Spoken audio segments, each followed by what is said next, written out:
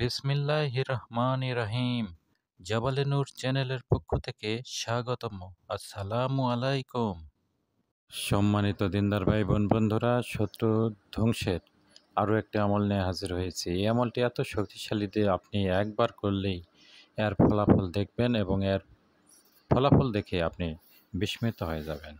এটি এমনই মুজাররব একটি আমল, মুকদ্দাস একটি আমল, লাজবাব একটি আমল। আপনি একবার করে দেখুন, আপনার শত্রু চিরতরে ধ্বংস, বরবাদ, তাবাই হয়ে যাবে।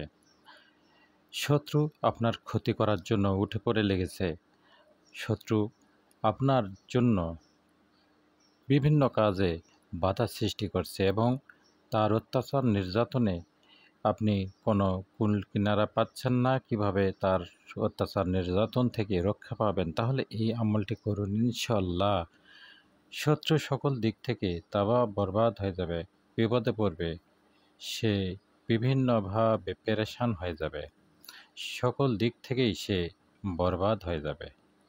তবে নাজায়েজ উদ্দেশ্যে, শত্রুতামূলক, হিংসামূলক কাউকে কষ্ট দেওয়ার জন্য এই আমলটি করবেন না। উদ্দেশ্যমূলক এই আমলটি করবেন না। হিংসামূলক বা সন্দেহমূলক এই আমলটি করা যাবে না। একজন শত্রুর জন্য একবারই এই আমলটি করবেন এবং এই আমলটি করবেন এলাচ দিয়ে। একটি এলাচের উপর আপনি সূরা লাহাব পাঠ করবেন এবং এটি কোনো গরম জায়গায় বা রোদের মধ্যে ফেলে রাখবেন।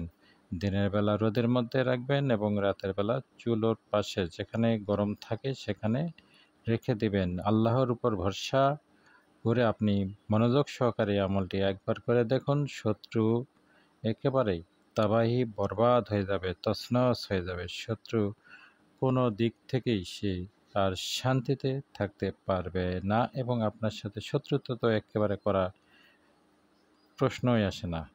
এটি এমনই শক্তিশালী একটি আমল, আমি যতবার করেছি ততবার এর ফলাফল পেয়েছি এবং এটি আজকে আপনাদের জন্য নিয়ে এসেছি এবং এই আমলটি পাবেন সূরা লাহাব দিয়ে, শত্রু ধ্বংস এই কিতাব।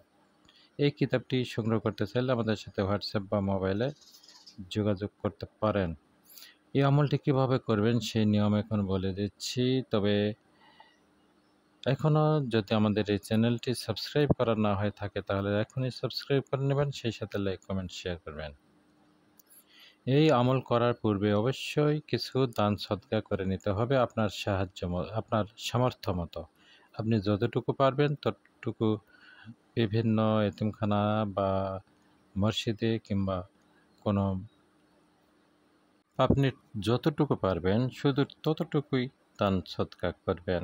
এরপর পাক পবিত্র হয়ে উজু করে নেবেন এবং দুপুর 12টা থেকে 3টার মধ্যে এই আমলটি করবেন। শনিবার বা মঙ্গলবার হলে সবচেয়ে ভালো হয় এবং খুব দ্রুত কার্যকর হয়, তবে অন্যান্য দিনও এই আমলটি করা যায়। তবে এই সময়টি অবশ্যই দুপুর 12টা থেকে 3টার মধ্যে করলে সবচেয়ে ভালো ফল পাবেন। প্রথমে উজু করে নেবেন, পাক পবিত্র হয়ে জায়নামাজে বসবেন, কিবলামুখী হয়ে বসবেন এবং শত্রু ধ্বংসের জন্য নিয়ত করবেন। এই আমলটি করবেন গভীর মনোযোগ সহকারে। আপনার মনোযোগে যেন বাধাবিঘ্ন সৃষ্টি না হয় সেদিকে খেয়াল করবেন। এই আমল যখন করবেন তখন দরুদ শরীফ এবং বিসমিল্লাহির রহমানির রহিম পাঠ করা যাবে না।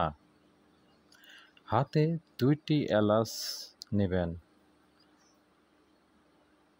সূরা লাহাব 61 বার পাঠ করবেন বিসমিল্লাহির রহমানির রহিম ছাড়া।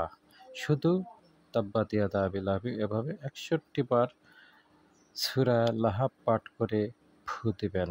এরপর একটি সুই দিয়ে শত্রুর চেহারা কল্পনা করে এলাচে সুই ঢুকিয়ে দিবেন। দুটো এলাচেই সুই ঢুকিয়ে দিবেন এবং মনে করবেন যে আপনি এলাচের মধ্যে সুই ঢুকিয়ে দিবেন এবং মনে করবেন যে আপনি শত্রুর বুকে সুই বিদ্ধ করছেন।